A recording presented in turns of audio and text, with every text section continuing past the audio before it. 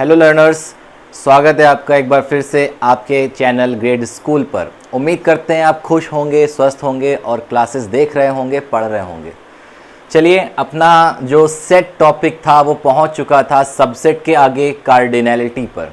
आज हम बात करेंगे कि सेट की कार्डिनैलिटी क्या होती है। एक्चुअली कार्डिनैलिटी है क्या? सेट की साइज़ बताती है। जितनी बड़ी सेट की कार्डिनैलिटी होगी आपको पता चलेगा कि सेट उतना ही बड़ा है। अच्छा, जैसे यहाँ पर मैंने सेट का एक सेट यहाँ पर लिया 1 2 3। इसी के साथ यहाँ पर एक और सेट उठाया जिसमें एलिमेंट लिए ABCDEF। क्या आपको देखने से पता चल रहा है? देखने से पता चल रहा है कौन सा सेट बड़ा है। साइज़ देख के पता चल रहा है कौन सा बड़ा है। दिख रहा होगा आपको ये बड़ा है। लेकिन अगर ये साइज़ आपको ना दिखे, सिर्फ कार्डिनैलिटी दे दी जाए, तो आप उसको देख के बता सकते हो कि इस सेट की साइज़ छोटी है या बड़ी है। लाइक अगर मैंने कार्डिनैलिटी ऑफ सेट लिखी होती, कार्डिनैलिटी ऑफ सेट लिखी होती 3 and cardinality of set B लिखा होता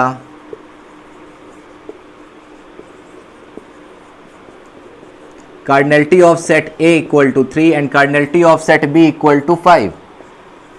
तो एक्चुअली ये जो कार्डिनैलिटी वर्ड आया है ना, वो आपको साइज ही बता रहा है। आपको देख के पता लगेगा कि सेट A की कार्डिनैलिटी अगर 3 है और B की 5 है, तो इसका मतलब सेट A की साइज सेट B से छोटी होगी। अच्छा, आप बात कर लेते हैं, ये तो कार्डिनैलिटी साइज तो है, लेकिन ये साइज निकलती कहाँ से है?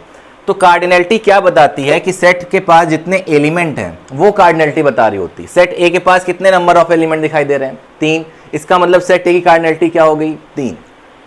B में अगर आप नंबर ऑफ एलिमेंट काउंट करोगे तो 1 2 3 4 5 6 एलिमेंट दिखाई दे रहे हैं। इट मीन सेट B की कार्डिनैलिटी कितनी हो जाएगी?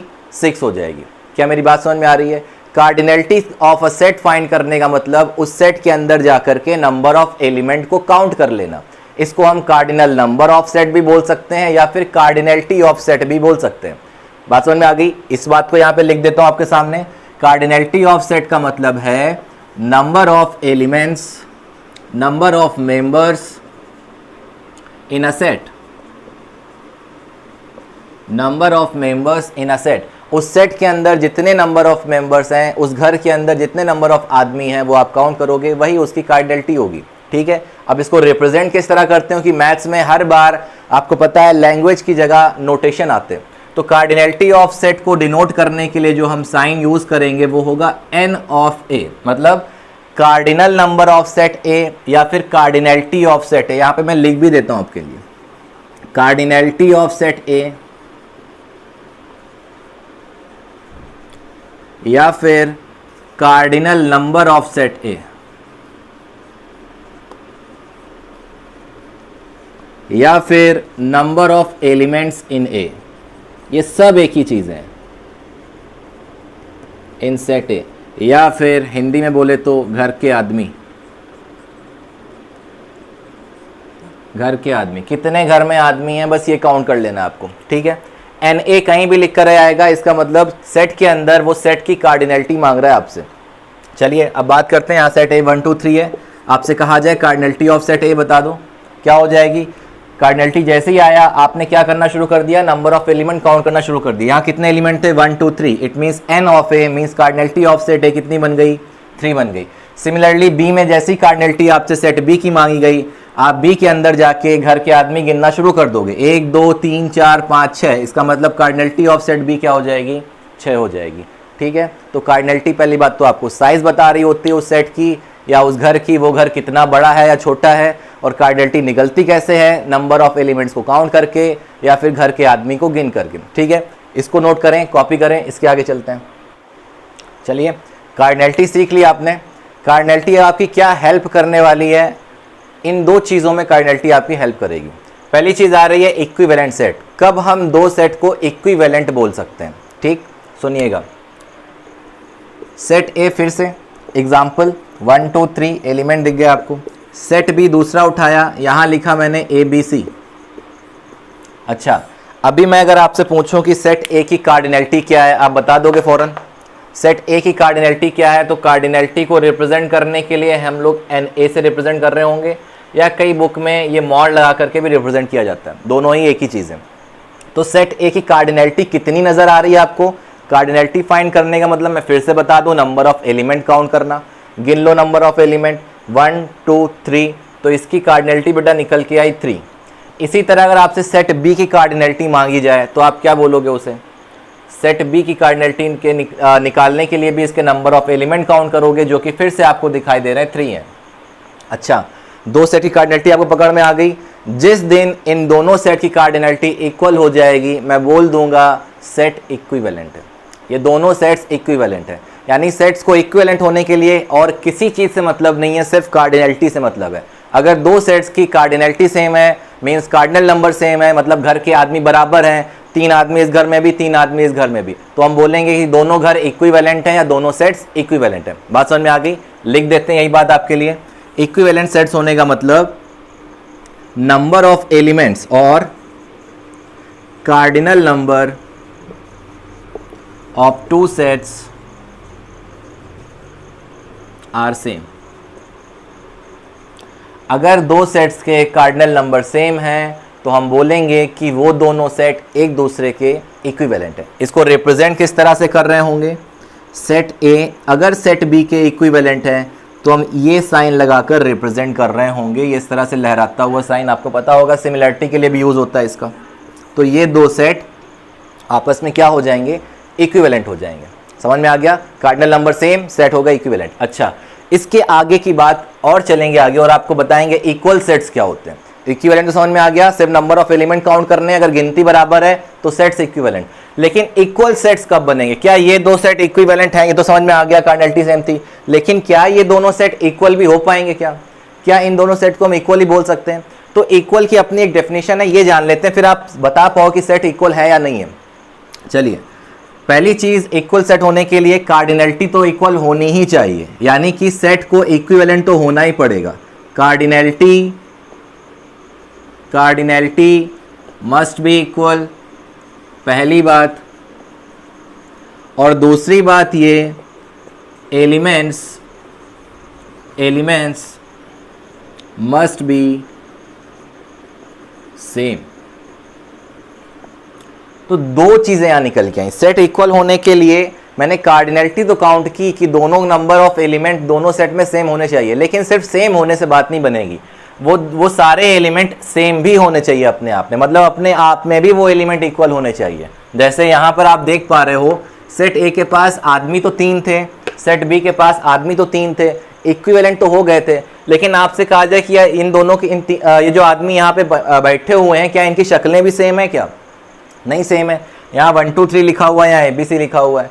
तो सेट इक्वल होने के लिए शक्लें भी सेम चाहिए आपको। जो घर के अंदर आदमी है वो भी इक्वल होने चाहिए और घर के अंदर जो आदमी की शक्लें हैं वो भी सेम होनी चाहिए। यानी दो सेट इक्वल तभी बोले जा सकते हैं, लाइक अगर हमने यहाँ 1 2 3 लिखा है तो B को भी 1 2 3 होना पड़ेगा। वो अलग बात है कि आप इनको 1 2 3 को 3 2 1 बैठाल दो या 2 1 3 बैठाल दो या किसी भी ऑर्डर में बैठाल दो, ऑर्डर मैटर नहीं करती है, लेकिन घर के अंदर जो आदमी हैं वो सेम शक्ल के होने चाहिए, उनकी शक्लें मिलनी चाहिए।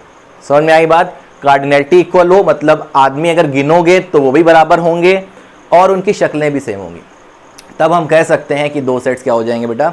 इक्वल हो जाएंगे। बात समझ में आ गई? चलिए इसको कॉपी करिए, आई थिंक समझ में आया होगा इक्वलिटी का कॉन्सेप्ट और इक्वल सेट्स का कॉन्सेप्ट। इसको नोट करें, आगे बढ़ते हैं। तो आपने सीखी सेट्स की इक्विवेलेंसी, आपने सीखी सेट्स की इक्वलिटी, यानी सेट कब इक्विवेलेंट हो सकते हैं, सेट कब इक्वल हो सकते हैं, ये दोनों चीज़ सीख ली। एक छोटा सा एग्जाम्पल लेंगे, आप भी साथ में सॉल्व करिएगा, आप बताइएगा सेट, ये दोनों सेट इक्वल होंगे नहीं होंगे, इक्विवेलेंट होंगे नहीं होंगे, कुछ होंगे या कुछ भी नहीं होंगे। चलिए एग्जाम्पल ये आप दिख रहे होंगे, बउआ और छोटू, कनपुरिया एग्जाम्पल लिया, एकदम नाम इसी तरह लिए जाते हैं कनपुरिया में। तो बउआ को सामान लेने के लिए भेजा गया, तो बउआ क्या लाए मार्केट से? 2 पार्ले जी के पैकेट उठा लाए, ठीक है भाई। 2 शर्ट उठा लाए अपने लिए मार्केट से, ठीक है। 1 मोबाइल लिया है अपने लिए और 1 पैंट भी लिया है अपने लिए। इतना सामान लिया है बउआ, ठीक है। इनके पास जो भी पैसे थे उससे इतना सामान लिया है। अब छोटू को भी ऑर्डर मिला घर से, ये भी गए, ये पार्ले जी नहीं लाए, गुड्डे लिया है, 2 गुड्डे के पैकेट लिया है, 3 शर्ट उठा लाया है ये मार्केट से जाके, ठीक है। इनको मोबाइल लेने का मन नहीं था तो इन्होंने 2 पैंट ले लिए। इन्होंने क्या किया, 2 पैंट ले लिए, ठीक। अच्छा, तो बउआ इतना सामान लेकर के आया और छोटू इतना सामान लेकर के आया। अब आपसे कहा जा रहा है कि ये जो भी सामान लाए हैं ना, इनको एक सेट में बिठा लो और ये बताओ ये दोनों सेट इक्विवेलेंट होंगे या इक्वल होंगे या कुछ भी नहीं होंगे। तो चलिए इनको बिठाते हैं तो पता चल जाएगा आपको। बउआ के लिए सेट बनाया, ये लाए थे 2 पार्ले जी, 2 शर्ट लेकर के आए थे, एक मोबाइल लेके आए थे और एक पैंट लेकर के आए थे, ठीक। अच्छा, अगर आपसे कहा जाए कि इस सेट की कार्डिनलिटी बताओ तो क्या आप बता दोगे मुझे कार्डिनलिटी कितनी है? क्या बताया था कार्डिनलिटी के लिए? घर के अंदर घुस जाओ, सामान गिनो, नंबर ऑफ एलिमेंट काउंट करो, कितने मिलेंगे? 2 यहाँ, 2 यहाँ, 1 यहाँ, 1 यहाँ, काउंट कर लिया, 6 मिल गए। 2 2 4 और 2 6। यानी इस सेट की अगर कार्डिनलिटी की बात करी जाएगी, सेट बी के यानी बउआ वाले सेट की कार्डिनलिटी की बात करी जाएगी तो आपको 6 एलिमेंट दिखाई दे रहे होंगे। इसी तरह छोटू ने भी अपने सामान के लिए एक सेट बनवाया। यहाँ पर ये लाए थे 2 गुड्डे के पैकेट, ठीक है, 3 शर्ट उठाकर लाए थे और 2 पैंट उठा लाए थे। अब अगर आपसे इसकी भी कार्डिनलिटी मांगी जा रही तो आप बता सकते हो, इस घर के अंदर घुस जाओ, नंबर ऑफ एलिमेंट काउंट कर लो, 2 गुड्डे मिल गए, 3 शर्ट मिल गई, 3 2 5 और 2 पैंट मिल गए 7। तो टोटल कार्डिनलिटी इसी कितनी मिल गई? छोटू के घर की कार्डिनलिटी मिली आपको 7। कार्डिनलिटी देखी, सेट के एलिमेंट भी आप देख पा रहे हो। पहली चीज़ मुझे ये बताओ कि क्या कार्डिनलिटी दोनों की इक्वल आई है? कार्डिनलिटी दोनों की इक्वल आई है क्या? नहीं आई है।